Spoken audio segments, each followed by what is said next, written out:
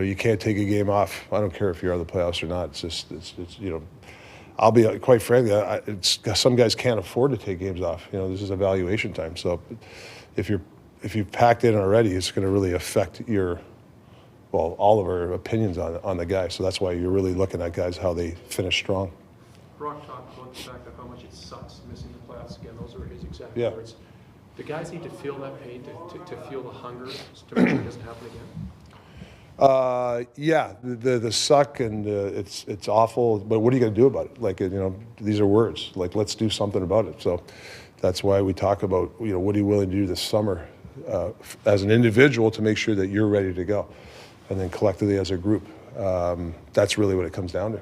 How much are you leaning on your leadership group to make sure the wick is turned up here a lot? A lot, a lot. Those guys have. I think they've done a really nice job. The 2 months I've been here of turning some stuff around for helping me out.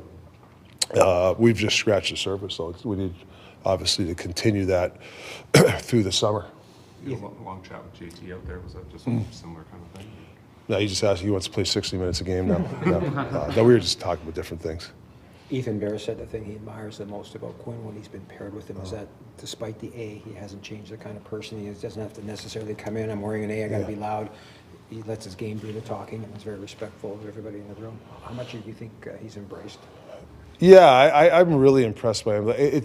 I always tell players, beat pressure with pressure, and when the pressure hits our team, if there's a guy, puck's dumped in, Quinn goes back, he wants to make that play. We need more guys like that. Instead of, I hope the puck doesn't come to me, we need more guys like Quinn. If you watch, he's usually the first tag to get the puck on a breakout. Or teams putting pressure on in the corners. Like, obviously he's not going to kill guys, but he's very smart at coming up with those loose pucks. So when I talk about meeting pressure with pressure, he meets pressure with pressure. That's what we need. And he's acted that way. You guys use the word predictable a lot. They need to play more predictable hockey. Is that, they play the game, but is that a mental challenge as much as anything?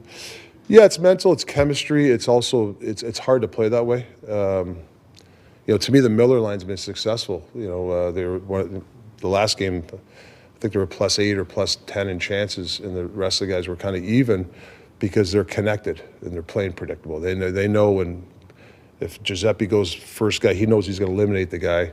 The second guy's going to be in there.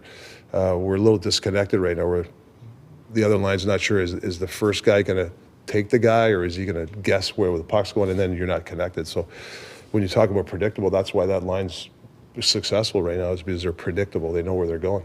Do you come away from a game, with a list of things you're looking to see or not seeing in terms of your assessment as we go through the end of the last few games here? Is that something you're looking to see? Oh yeah, the last couple of games we've talked about certain things we'd like to see from certain guys or lines. So tonight's is a good evaluator. Can you take that information, apply it, and have that work ethic? Because it does go a long way for this summer. We're all going to get together, coaches, management, and hey, what about this player? And you're going to have these impressions of guys the last month or the last couple of weeks. Ice has to be earned, and you've said earlier, Rick, that Krasov's at a place where he's not ready to play. I mean, these last 5 or 6 games, is he a practice guy, maybe take game day skates? Is he that far removed from where he needs to be? Or? Yeah, well, I think got to get him in the lineup, but I think he just has to understand it. He's got to show us that he wants to play hockey. He's a good kid, but I'm not sure he knows the work level yet. And I think that's why it's important that he gets some good skates out there and knowing what it takes. We don't have a lot of bodies around, so he'll definitely get in the lineup. How do you monitor a guy in off-season? You talk so much about the off-season, how big it is for so many players, Rick. How do you monitor a guy who probably will go back to Russia? Yeah, I think you monitor him every, you stay in touch every week, every couple of weeks. I don't think you can go very long without seeing these guys. And I know we're going to have some of our staff go visit some guys. That's going to help this year too. 4 months is a long time. So you got to make sure that you have enough contact with those guys that they're doing the right things. Rick, how difficult is it to get a true assessment of your hockey team when you call guys from the minors who are going to play hard for you every night because they want to prove they can play? You bring in college kids, it's the exact same story with them. Is it difficult to see what you really have when you're factoring in that as well? Yeah, the college guys, it's hard to be fair on those guys. You know, you don't want to throw them into. And I thought Cato did a great. I thought he was pretty good. I watched the video. He looked smart guy. There's something there, you know. With Aiden, the same thing. You know, it's hard to throw guys in and say, okay, you know, can they play or not? It's not as simple as that. What I look for is their stuff there and their attitude and stuff. And to me, the attitude's there and the energy level. That's what I look for. And then the other stuff will come. But yeah, Do you know what you have moving forward, though, I guess, in terms of your core pieces around it? well, there's some guys there I didn't know about that have impressed me, and there's some guys here that, you know, to be honest, I'm not sure yet. You know, but there's been some good. It's not all. You know, there's some good positive stuff that's happened for sure. Yeah, it looked like Akito was getting a time on power play unit today, second power play unit. Is that a spot where we'll see him tonight?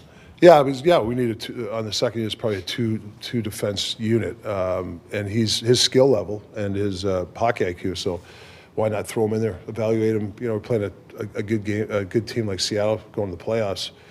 You know, it's good to throw a guy in there and see what he can do in those pressure situations, and then he'll have a good taste this summer. Right. With lots of talk of the evaluation, you've had a couple games now. Jack Rathbone, he's had an up and down season, injuries again. What are your early impressions of him so far as an NHLer?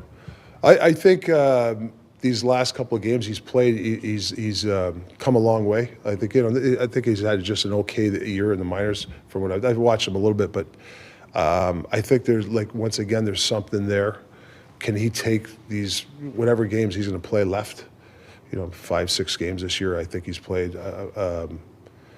Can he take that into the next level? That's really what it comes down to. And then.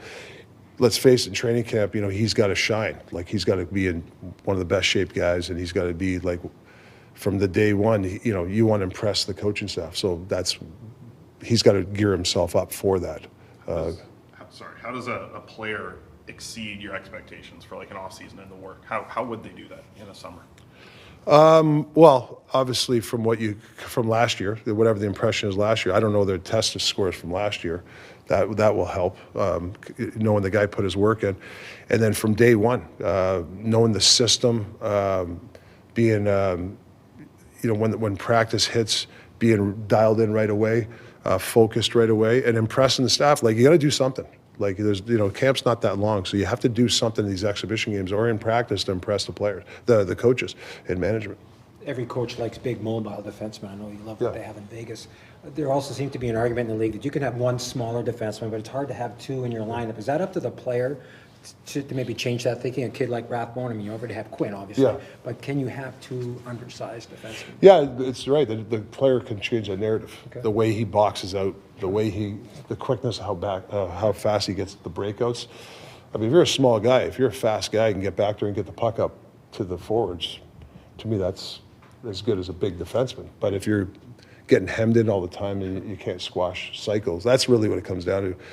When you can't squash a cycle or pin a guy, then the other team gets all that possession time.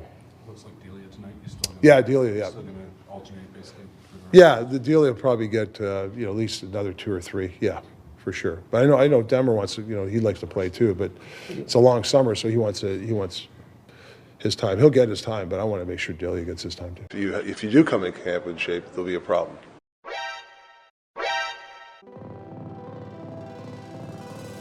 Generational talent. Thanks for liking the video and subscribe.